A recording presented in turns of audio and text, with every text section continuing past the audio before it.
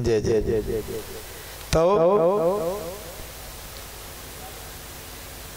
परमात्मा संसार को बनाते हैं। अब हमें यदि ये भ्रम है कि हम इतना परिश्रम करके धन इकट्ठा करते, अन्न इकट्ठा करते, वस्त्र इकट्ठा करते, इसी से ये सब चल रहा है, तो विचार कीजिएगा, जब दांत नहीं तब दूध दियो। जब आपके मुख में दांत नहीं थे, माँ के गर्भ से जन्म लेके आए, तो पिताजी आटे की व्यवस्था कर सकते थे, अन्न की व्यवस्था कर सकते थे, माताजी रोटी बना सकती थी, लेकिन तुम खा तो सकते ही नहीं थे। मुंह में दांत नहीं थे, बोलना नहीं आता था, माँ के गर्भ से जन्मे हो और जन्म लेके माँ के गर्भ के बाहर आए, तो भौतिक जगत की कोई वस्तु तुम्हारा पोषण करने में समर्थ नहीं। न पिताजी, न माताजी, न कोई वस्तु के द्वारा आपका पोषण किया जा सकता है। तो भगवान ने आपका जन्म बाद में किया, लेकिन जन्म से पहले माँ के स्तनों में दूध भर दिया। माँ के स्तनों में दूध, बालक गर्भ में आता है और माँ के स्तनों में दूध आ जाता है। ये व्यवस्था किसकी है, पिताजी की कि माताजी की? ये व्यवस्था भगवान की है। इसलिए ध्यान रखो, संसार के प्रत्येक जीव को जहाँ जैसी आवश्यकता है, यही तो भगवान ने व्यवस्था की है। इस पे हमें भरोसा होना चाहिए, और जिसको भरोसा हो गया उसका भरता वो हो जाता है, और जिसको भरोसा नहीं होता वो विडंबना भोगता रहता है। तो आप विचार करें, एक मैया जब लाल को जन्म देती है तो उसे 6 महीने तक तो उसको उठाना, लिटाना, धुलाना, फिर जैसे तैसे 6 महीने में उंगली पकड़ के धीरे धीरे चलना सिखा पाती है। लेकिन एक जंगल में कोई जानवर जब अपने गर्भ से किसी शावक आदि को जन्म देता है, तो उसे 2 मिनट खड़े होने में नहीं लगते, और कोई ये बतलाने वाला नहीं होता कि माँ का दूध कहाँ से पीना है। वो जानवर में भगवान ने इतनी बुद्धि दी है कि वो माँ के आंचल से जाके लग जाता है, दूध पीता है, और 2 मिनट में माँ के साथ दौड़ लेता है। उसे माँ उठाने के लिए हाथ नहीं है, उसको 4 पैर दिए हैं। इसलिए परमात्मा ने उसकी व्यवस्था ऐसी की कि उसका शावक, उसका बालक जन्म लेते ही वो बछड़ा हो या अन्य कोई हिरण आदि का शावक हो, उठ करके माँ के दूध को पीता, माँ के साथ तुरंत दौड़ता है, क्योंकि कहाँ गोदी में ले पाएगी, कहाँ उसको उठा पाएगी, कहाँ सुला पाएगी। ये व्यवस्था परमात्मा ने की। लेकिन करें क्या, हमें ये भरोसा होता ही नहीं कि भगवान कुछ करता है। भगवान कहते जब तुझे भरोसा नहीं है तो मुझे जरूरत क्या है कुछ करने की। इसलिए भरोसा करना सीखो। सबसे पहले भगवान पे भरोसा होना चाहिए। और ये नहीं कहते हम कि भरोसा हो जाए तो तुम अब खेत में मत जाओ। कुछ आलसी ऐसे हैं कि कहते हैं महाराज ने तो कह दिया भरोसा करो, घर में बैठो। शरीर कर्म के लिए है, कर्मण्येवाधिकारस्ते मा फलेषु कदाचन। भगवान कहते कर्म तुम करता रहे शरीर से, लेकिन आत्मा से मेरा चिंतन कर। ये नहीं कहते कि क्रिया बंद कर दो, क्रिया शरीर से जो करते आ रहे वही करते चलो, लेकिन हर क्रिया को परमात्मा की कृपा और भगवान के आदेश से जोड़ दो। मैं मुनीम हूँ, एक घर में मुझे कुछ अधिकार देकर के भगवान ने इतना, ब्रह्मा जी को ब्रह्मांड का कार्य सौंपा है, इंद्र को स्वर्गलोक का कार्य सौंपा है, धर्मराज को न्याय पद को सौंपा है, मृत्युलोक का मनु को सौंपा हुआ है, और फिर किसी को पूरे एक देश पे शासन करने का अधिकार सौंपा है। एक टीम तो ऐसी है जो अंतरराष्ट्रीय एक टीम होती है, संपूर्ण देशों के द्वारा गठित की जाती है, वो संपूर्ण विश्व पर अपना अधिकार रखती है। उसका जो आदेश होता है वो पूरे विश्व को मानना पड़ता है। फिर जो देश में देश के राष्ट्रपति, प्रधानमंत्री आदि हैं, वो जो जिस प्रकार का आदेश करते हैं वो हमारे देश को मान्य होता है। फिर एक प्रदेश का मुख्यमंत्री, एक जिले का कलेक्टर, एक तहसील का एसडीएम, और एक थाने का थानेदार, और एक ग्राम का सरपंच, ये अधिकारी होते हैं। इसी प्रकार से हमें भी एक घर का अधिकारी बना के भगवान ने भेजा है। तो कार्य तो शरीर से प्रत्येक गतिविधि को करना है, लेकिन आत्मा से परमात्मा ने हमें इसके लिए भेजा। इसमें हम बेईमानी न करें, किसी प्रकार से किसी को बिना कारण के सताएं नहीं। दंड के योग्य हो उसी को दंड दें, लेकिन किसी को बिना कारण के सताएंगे, किसी का अधिकार छीनेंगे, तो हमें परमात्मा दंड देगा, क्योंकि हम मालिक नहीं, नौकर हैं। हम तो मुनीम हैं, स्वामी तो इसका ब्रह्मांड का अधिपति नारायण है। ये भाव हो, इस भाव से क्रिया करो, फिर देखो कहीं कोई अभाव और कोई कमी नहीं होगी, विघ्न अपने आप दूर होते चले जाएंगे। प्रेम से बोलो राधे राधे राधे। सभी को बोलना चाहिए, प्रेम से बोलो राधे राधे। माताएं तो बोल रही हैं, लेकिन हमारे भगवत भक्त ये लग रहा है जैसे आज व्रत में ही हैं, भोजन मिला नहीं। अच्छा, ये पड़ोसी आपके कह रहे हैं कि यहाँ शुरू में शर्म लगती है, धीरे धीरे शर्म खुल जाएगी तो जोड़ से बोलेंगे, लेकिन नहीं, सभी को जोड़ से बोलना चाहिए। प्रेम से बोलो राधे राधे राधे राधे, जय हो। हनुमान जी तक तो आवाज पहुंचे। तो विश्वोत्पत्ति आदि हेतु भगवान ही संसार को बनाते हैं, वही पालन करते हैं, और संसार का विलय भी भगवान के द्वारा ही किया जाता है। भगवान में ही सब विलय उनके संकल्प से हो जाते हैं। ब्रह्मा से लेके चींटी पर्यंत जो भी सृष्टि है वो सब की सब, न ये जल रहता है, न पृथ्वी, न वायु, न आकाश, न अग्नि, ये सब के सब भगवान में समाहित होकर के ऐसे विलय हो जाते हैं जैसे एक लोटा जल आप तालाब में डाल दो, फिर खोजो कि वही का वही जल मिल जाए तो मिलेगा? नहीं मिलेगा। इसीलिए विश्वोत्पत्ति आदि हेतु तापत्रय विनाशाय, ये त्रितापों का विनाश करते हैं। लोग पूछते हैं महाराज कोई ऐसा मंत्र बता दो, कोई ऐसी पूजा बता दो कि घर में सुख शांति हो जाए। महाराज बहू सास में बनती नहीं है, महाराज बेटा बात मानता नहीं है, तब ऐसी यदि हर घर में संसार में कोई सुखी नहीं है, किसी न किसी प्रकार की समस्या घेरे है व्यक्ति।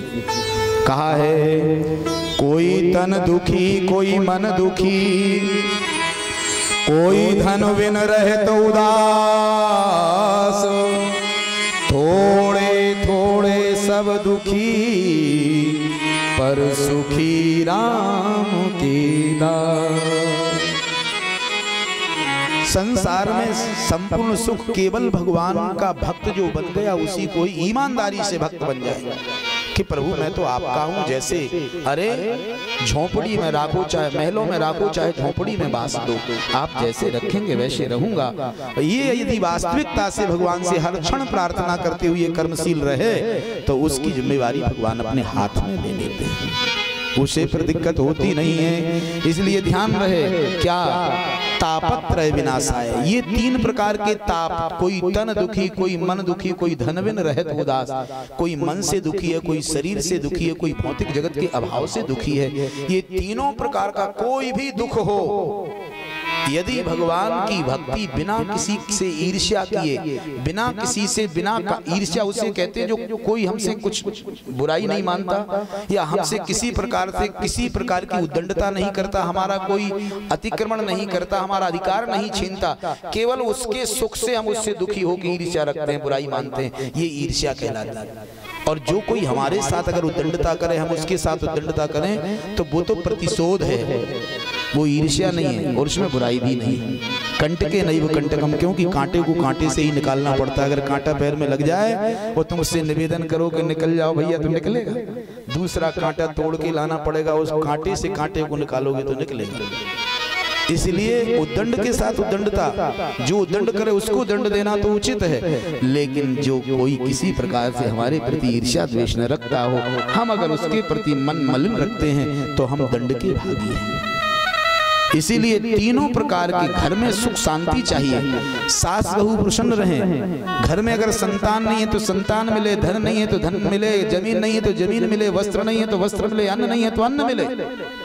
यदि ये कामना है तो ये सूत्र आरंभ में ही कहा जा रहा है, यही तो है कि हमें ये पता होना चाहिए कि यहाँ क्या मिलने वाला है। भागवत की कथा को जीवन में उतार लोगे तो तापत्रय विनाशाय, ये तीनों ताप, कौन कौन से तीन ताप गोस्वामी जी ने भी लिखा है, दैहिक दैविक भौतिक तापा, दैहिक दैविक भौतिक तापा, दैहिक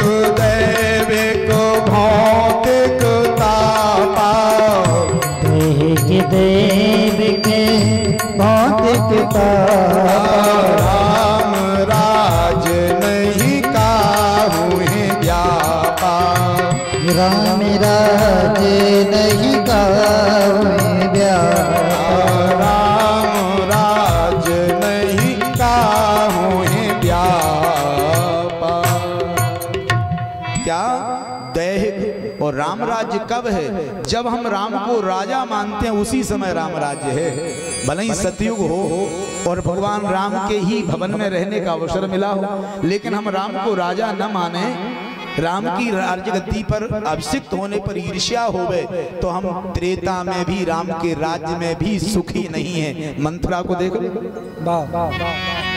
मंथरा राम जी के दरबार में रहती थी और राम को राजा बनने का समय आया तो भगवान का विरोध करने लगी।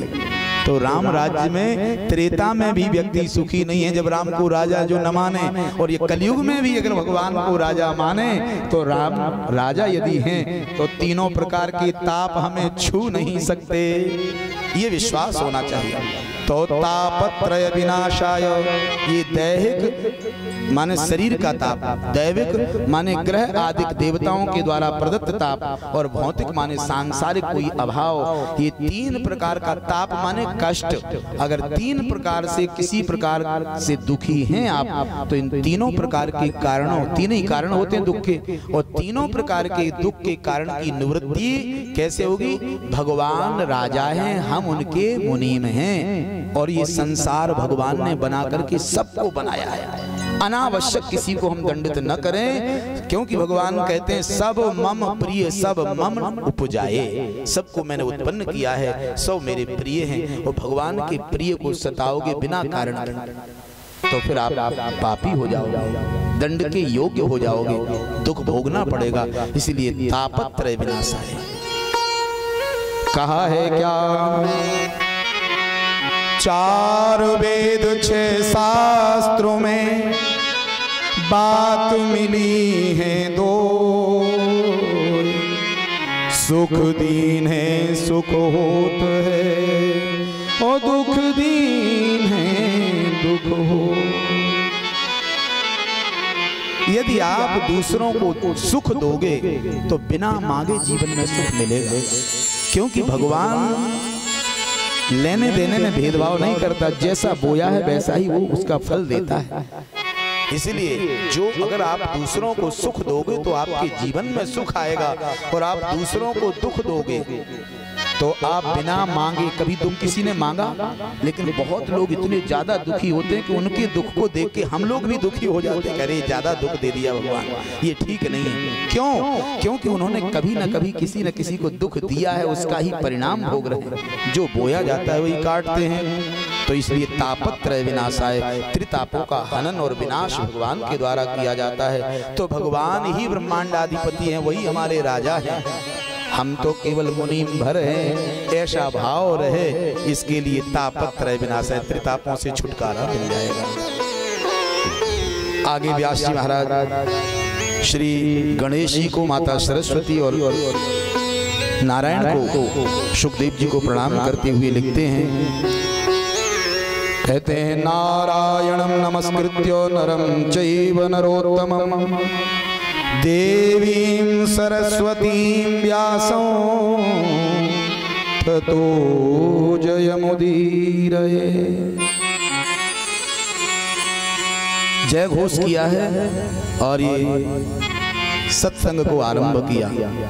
तो कहते हैं एक दाने में शारण ऋषि आशा उनका गया। एक समय की बात है कि नैमिषारण्य तीर्थ था, और उस पावन प्रांगण में जहाँ की ये निमिष तीर्थ है, वहाँ अनंत ऋषि बैठे हुए हैं, और एक सत्र इनका चल रहा है जिसे 1000 वर्ष में पूरा करना है। ऐसा एक यज्ञ का संकल्प किया हुआ है कि 1000 वर्ष तक हम यहाँ अग्नि में स्वाहाकार करके देवताओं की तृप्ति करेंगे। तो ये होम यज्ञ इन्होंने 1000 वर्ष तक के लिए संकल्प कर रखा है, और वो कई दिनों से चल रहा है, महीने बीत गए हैं। और इस प्रकार से चलते चलते एक दिन ऐसा हुआ कि अतिथि के रूप में श्री सूत जी का आगमन हो गया। और सूत जी जब आए, अतिथि माने जिनका ज्ञान नहीं था कि आने वाले हैं, नहीं है तिथि ज्ञात जिसके आने की, उसको अतिथि कहते हैं। तो जैसे ही सूत जी का आगमन हुआ और ऋषियों को ज्ञात हुआ कि आज तो सूत जी का आगमन हो गया, जो कि पुराणों के ज्ञाता है। तो इन सौनक आदि ब्रह्म ऋषियों ने प्रातर हुत हुताग्नयः, जो यज्ञ का संकल्प किया था कि दोपहर तक पूजा करते थे और दोपहर के बाद 2 घटी के विश्राम के बाद आहुति देते थे सायंकालीन बेला तक। आज सूत जी का आगमन सुनकर के उस यज्ञ में गंधाक्षत पुष्प लेकर के गणपत्याद्यावाहित देवताभ्यो नमः सर्वोपचारार्थे गंधाक्षत पुष्पाणि समर्पयामि, ऐसा बोल दिया कि गणेश आदि जितने हमने 33 कोटि देवताओं का आह्वान किया था उन सबको हम गंधाक्षत पुष्प छोड़ते हैं, ये धूप और दीप दिखाते हैं, नैवेद्य लगा दिया, सभी इसी एक बार में ही तृप्त हो जाओ। क्यों? बोले आज सूत जी आ गया, तो जो दोपहर तक पूजा चलती थी वो सुबह सुबह पूरी कर दी और कुछ आहुतियां डाली, 11-21 आहुतियां डाल दी। प्रातर हुत हुताग्नयः, प्रातः काल कुछ आहुति दे करके और सूत जी के समीप में पहुंचा। नैमिषे सूतमासीनो मभिवाद्य महामते कथामृत रसास्वादा कुशलः सौनको ब्रवीत्।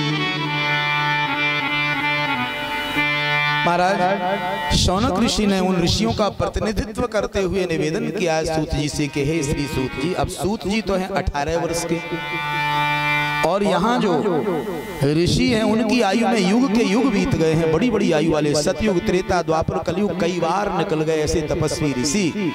वो शौनक आदि ऋषियों ने निवेदन किया, सूताख्या ही, हे सूत जी आप इस गद्दी पे विराजिए। और सब लोग नीचे बैठ गए, बैठने के लिए उद्यत हैं। आप निवेदन करते हैं कि कथा सुनाइए। सूताख्या ही कथा सारम, कथा नहीं सुननी हमको, कथा का सार सुनाइए। तब तो सूत जी ने कहा कि हे ऋषियों, मैं निवेदन ये करना चाहता हूँ। क्या? बोले ये बतलाइए कि संसार में जब कथा की चर्चा होती है तो उसमें संकल्प होता है। संकल्प माने आकांक्षा की पूर्ति के लिए जो कहा जाए, तो कोई तो संतान चाहता है, कोई धन चाहता है, कोई भूमि चाहता है, कोई कीर्ति चाहता है, कोई सम्मान चाहता है, लेकिन महाराज के लिए भी कथा सुनता है। कि आपको क्या चाहिए, क्योंकि इस प्रकार का कोई अभाव आपके जीवन में है ही नहीं। आप धन के अभाव में हो नहीं सकते, क्योंकि इंद्र और कुबेर भी आपको नमन करते हैं, इतने तपस्वी हैं। आप कीर्ति की कामना करेंगे नहीं, क्योंकि जब इंद्र आदि देवता आपको झुकते हैं तो कीर्ति में कमी और ऋषियों, यदि ये कहा जाए कि आपको संतान की कामना है तो आप तो संतान गोपाल मंत्र के अनुष्ठान से यजमानों के यहाँ संतान प्रदान करा देते हैं भगवान से, भगवान को वाद्य करके, तब आपको संतान की भी कामना होना संभव नहीं। तो फिर आपकी जिज्ञासा क्या? मुक्ति आप चाहेंगे नहीं, क्योंकि मुक्ति करतले स्थिता, मुक्ति तो आपकी मुट्ठी में, आप तपस्वी हो, फिर आप क्यों कथा सुनना चाहते हैं? तो शौनक आदि ऋषियों ने कहा कि हे शौनक जी बोल रहे हैं प्रतिनिधित्व में, हे श्री सूत जी आप पुराणों के वेदता हैं, जानकार हैं, विज्ञ हैं, और हम सब कथा इसलिए सुनना चाहते हैं। किस लिए? बोले कि ये कथा सुने तो हम, लेकिन इस कथा का प्रभाव संसार में मृत्यु लोक के संपूर्ण मानव जाति को प्राप्त हो, जिससे कि जो नाना प्रकार के अपने कर्मों के क्लेशों से आक्रांत होकर के दुख भोग रहे हैं, इनके दुख की निवृत्ति हो जाए। बस यही हमारा संकल्प है। प्रेम से बोलो राधे राधे। ये संतों का स्वभाव होता है। नारद देख्यु विकल जयंता और लागी दया कोमल चित संता। संत उसी को कहते हैं जो दूसरे को दुखी न देख सके।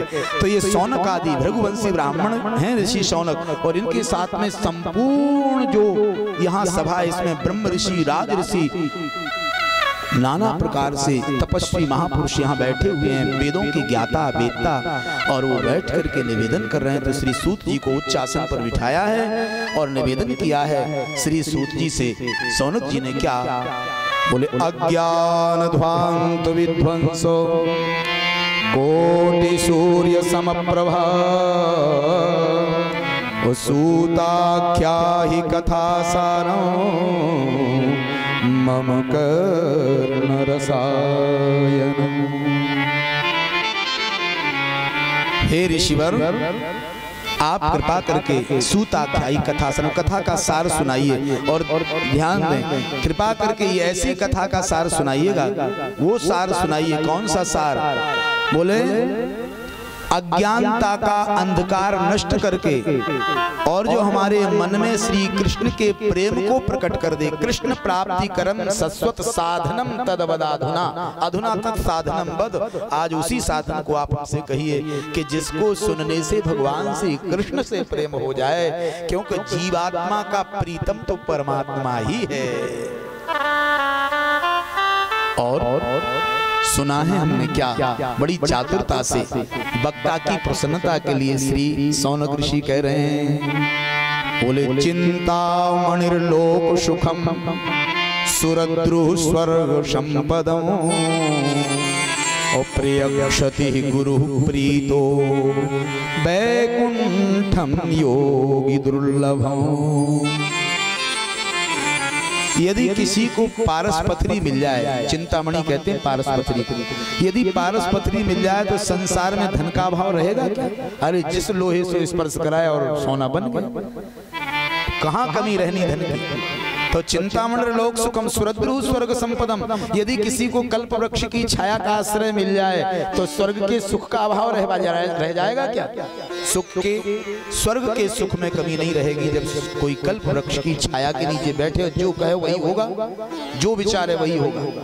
तो कहते हैं कल्प वृक्ष की छाया में बैठ करके विचार आया और प्रकट किया और पूरा हो गया, यही उसका स्वभाव है कल्प वृक्ष। तो सुरद्रु स्वर्ग संपदम, स्वर्ग की संपदा को देने वाले कल्प वृक्ष के नीचे बैठ करके स्वर्ग के सुख में कहाँ अभाव हो सकता है? और प्रियक्षति गुरु प्रीतो, यदि गुरु प्रसन्न हो जाए। अब ये ऋषि कह रहे हैं सूत जी से, आप इस समय हमारे गुरु, गुरु का तात्पर्य क्या है?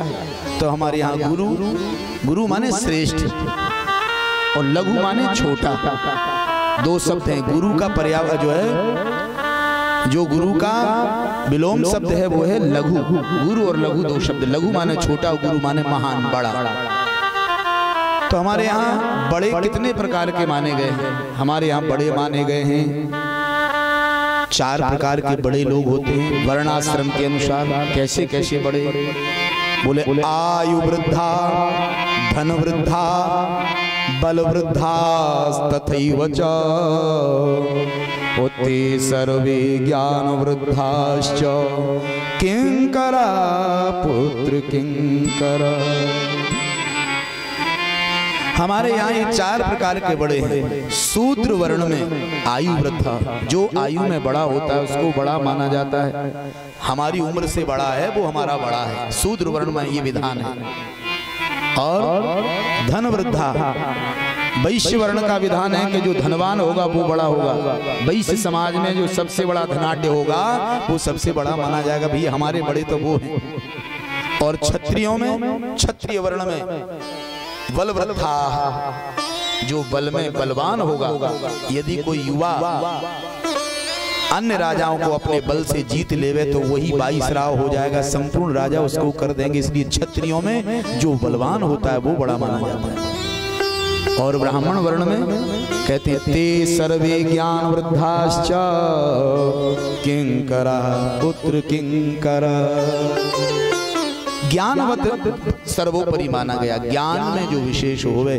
तो सूत जी से निवेदन किया कि आप ज्ञानवृद्ध हैं, कृपा करके आप गुरु स्थान पर हैं और गुरु तुल्य हमारे हैं, गुरु ही हैं। सो कृपा करके आप हमें कोई रहस्य छुपाइएगा मत, कृपा करके सुना दीजिए। श्री सूत जी कहते हैं धन्य हैं हे सौनक जी, आपके हृदय की प्रीति को देख करके मुझे ये लगता है कि अब मैं वो दिव्य रहस्य का, वो दिव्य सार का वो वर्णन आपसे करूं कि जिसको देवता भी स्वर्ग से अमृत का कलश लेकर के दौड़े चले आए थे। क्या? बोले प्रीति सौनक चित्ते ते यतो वच्मि विचार्य च सर्व सिद्धांत निष्पन्नो संसार भयनाशनम।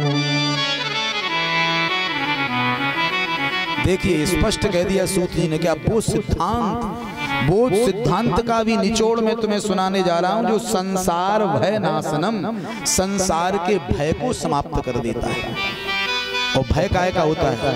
भय होता है दुख होने का, दुखी होने का भय होता है। और जब भय माने दुख रहेगा ही नहीं, दुख की किसी प्रकार की संभावना ही नहीं रह जाएगी, तो भय होगा कहां से?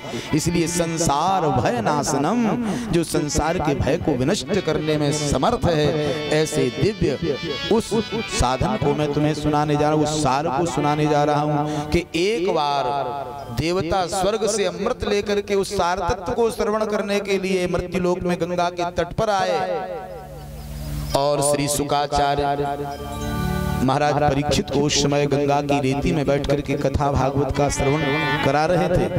देवताओं ने अमृत का कलश लिया, दौड़े दौड़े स्वर्ग से आए और श्री सुखदेव जी को नमस्कार करके वो कलश आगे बढ़ाया। शुकम नत्वा वदम सर्वे शुकार्य कुशलाशुरा, अपने कार्य में कुशल देवता जैसे ही अमृत का कलश आगे बढ़ाते हैं महाराज, और श्री सुखदेव जी से निवेदन करते हैं कि सुधा कुंभम गृहीत्वैव सुधामिमाम, ये अमृत ले लीजिए। सुखदेव जी ने कहा देवताओं, इतनी परोपकारिता तुम्हें कब से जाग गई? बिना स्वार्थ के कोई कार्य करते नहीं थे, आज अमृत का कलश स्वर्ग से भर के मृत्युलोक तक दौड़ लगाने का कारण क्या है? तो देवताओं ने कहा भगवान हमने सुना है महाराज परीक्षित को 7 दिवस पूर्ण होते ही मृत्यु का श्राप लग गया है, तक्षक डसेगा और उनकी मृत्यु हो जाएगी, इसके कारण हम अमृत का कलश लेकर के आए हैं। तात्पर्य बोले लक्ष्य है हमारा कि महाराज परीक्षित जैसा राजा न भूतो न भविष्य, ऐसा राजा न तो पहले हुआ है न होने वाला है, इसलिए महाराज की प्राणों की रक्षा हो तो हम ये अमृत का कलश लेकर के आए हैं। और चाहते क्या? बोले चाहते ये हैं कि अमृत का कलश राजा परीक्षित को दे करके कह दो कि पी लो और छुट्टी कर दो, इनको जाने दो राज्य सत्ता को संभालने के लिए, और इस कथा स्थल पर हम बैठ जाते हैं, तो ये कथा अमृत हमें पान कराओ, हम बैठ करके 7 दिन तक कथा सुनेंगे। सुखदेव जी ने कहा स्वार्थी देवताओं, तुमको जरा सा संकोच नहीं हुआ ये कहते? अरे श्रीमद् भागवत की कथा और तुम्हारे स्वर्ग का अमृत, इन दोनों के भेद का ज्ञान है तुमको? कैसा है भेद? तो श्री सुखदेव जी ने कहा कि सुनिए, ये तुम्हारे स्वर्ग का जो अमृत है, ये तो कांच के फूटे टुकड़ों का, किसी के घर में कांच का कोई पात्र रखा हो, वो गिर जाए और टूट जाए, और टूटे हुए कांच के टुकड़ों को लेकर के कोई पड़ोसी के घर में जावे, जो कि घर में रखने योग्य भी कांच के टुकड़े नहीं रह जाते, उनको लेकर के जाके कहे अरे भैया पड़ोसी क्या बात है? बोले ये कांच के टुकड़े तुम ले लो और 10 तोले सोने का हार जो तुमने बनवाया है इसके बदले में वो हमें दे दो। तो कोई सोने का हार, वो भी 10 तोले का, अरे चाहे वो चाराना का भी क्यों ना, फूटे टुकड़ों में कौन देगा? इसी प्रकार से श्री सुखदेव जी महाराज कहते हैं कि ये जो तुम्हारा अमृत है ये तो फूटे कांच के टुकड़े के समान है, और जो भागवत की कथा है ये वो दिव्य मणि है जिसका मूल्यांकन नहीं किया जा सकता। इसीलिए क्व सुधा क्व कथा लोके क्व काचा क्व मणिर्महान ब्रह्मरातो विचारेव तदा देवांजः सह। महाराज क्व सुधा क्व कथा लोके क्व काचा क्व मणिर महान, कहाँ तो तुम्हारा कांच के फूटे टुकड़ों के समान ये अमृत, और कहाँ मणि के समान दिव्य श्रीमद् भागवत की कथा, इसके बदले में ये नहीं मिल सकती तुम्हें। तदा देवान जहासाए, देवताओं तुम इसके अधिकारी नहीं हो। स्वार्थी देवताओं को डांट करके भगा दिया और वहां से देवता स्वर्ग को लौट गए। ये भागवत की कथा देवताओं को भी प्राप्त नहीं हो सकी। ब्रह्मा जी को बड़ा विस्मय हुआ। उस समय ब्रह्मा जी थे भगवान नारायण के वैकुंठ में। भगवान से कहा प्रभु क्या स्वर्ग के अमृत से भी बढ़ के भागवत की कथा है? तो भगवान नारायण ने विचार किया कि यदि हम हाँ कह रहे हैं तो ब्रह्मा जी को लगेगा कि भगवान की ही तो कथा, इसलिए हाँ कह दिया। तो भगवान ने कहा कि लोक सृष्टा ब्रह्मा, ऐसा करो कि तुम तो निर्माता हो, एक तराजू का निर्माण करके और एक पलवे पे जितने साधन स्वर्ग आदि की प्राप्ति के हैं उनको रख लो और दूसरे पे भागवत भगवान को पधराओ, जो महान होगा उसका अपने आप पता चल जाएगा। तो ब्रह्मा जी ने सत्यलोक में ही तराजू का निर्माण करके एक पलवे पे तो जप तप नियम आचार विचार और अध्ययन स्वाध्याय आदि को रखा और दूसरे पर श्रीमद् भागवत भगवान के सत्संग को पधराया, भागवत भगवान को स्थापित किया। तो कहते हैं सत्यलोके तुलाम बद्ध्वा तौलयत साधनान्यजा लघूनन्यानि जातानि गौरवेण इदम् अन्यानि लघूनि जातानि। भागवत के जिस पलवे पर भगवान भागवत विराजमान थे वो पलवा तो यथावत रखा रहा और जितने जप तप नियम आचार योग यज्ञ आदि रखे गए वो पलवा ऊपर उठ गया। ब्रह्मा जी चारों मुखों से बोल पड़े, बोलो भागवत भगवान की जय हो जय हो जय हो जय हो।